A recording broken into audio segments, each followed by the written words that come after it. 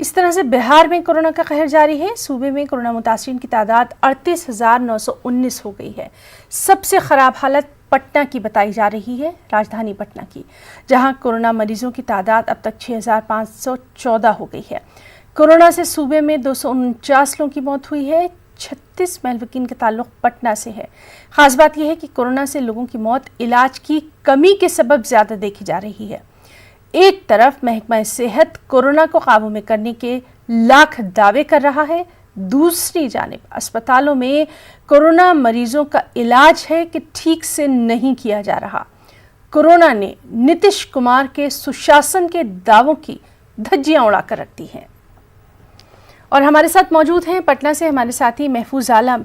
महफूज, लगातार हम देख रहे हैं कि बिहार में कोरोना ने ख़तरनाक रूप ले लिया है, और सबसे अहम बात ये, जिस तरह से अभी हम अपने नाज़रीन को बता रहे थे कि कोरोना का कहर तो जारी है, लेकिन अस्पतालों में इलाज नहीं हो पा रहा।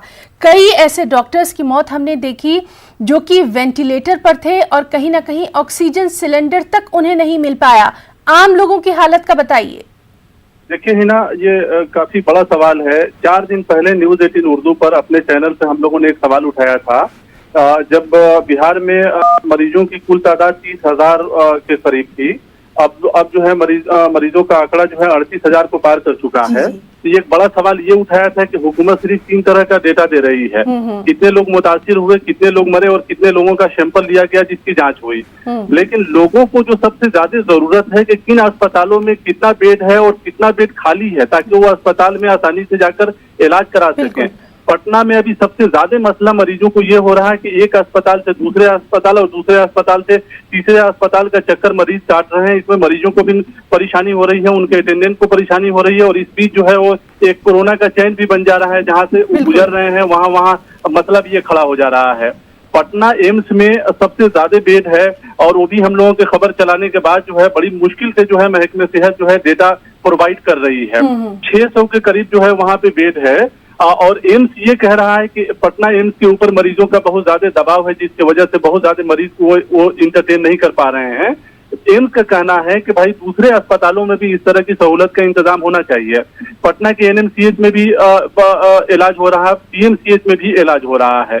लेकिन बड़ा सवाल ये है कि हुकूमत एवरीडे रोजाना जो है ये डेटा लोगों को जरूर बताए कि फला अस्पताल में इतना बेड मुख्तस किया गया है कोरोना के वहाँ पर जो मरीजों के हालत अभी देखी जा रही है तिब्बी महकमे की, उसको देखकर आपको ये नहीं लगता कि आप कहीं ना कहीं मरकज को बीच में आना पड़ेगा, सेंटर की तरफ से अब कुछ रहनुमाया खतूत आने चाहिए ताकि कम से कम लोगों की हिफाजत की जा सके?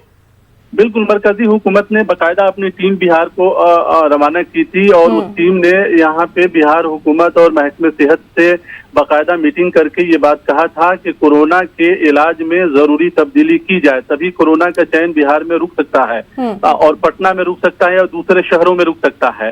साथ ही मरकजी हुकूमत ने जो जरूरी चीजें हैं, वेंटिलेटर और एंटीजन किट खास तौर से भेजने की बात कही है, और काफी एंटीजन किट भी आया है, जिससे कोरोना मरीजों की तादाद जांच जो है काफी जल्दी जो है उससे मुमकिन हो सकता है। लेकिन बिहार में सबसे बड़ा मसला ये हो गया है कि जिन अस्पतालों में कोरोना का इलाज हो रहा है वहाँ पे जो मरीज जा रहे हैं उन मरीजों को और उनके अटेंडेंट को ठीक से इंटरटेन नहीं किया जा रहा है।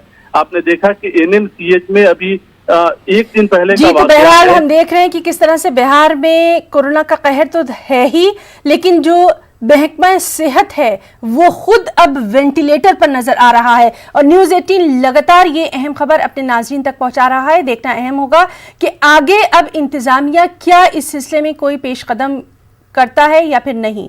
महफूज, बहुत बहुत शुक्रिया आपका तमाम तर तफसीली जानकारी के लिए। और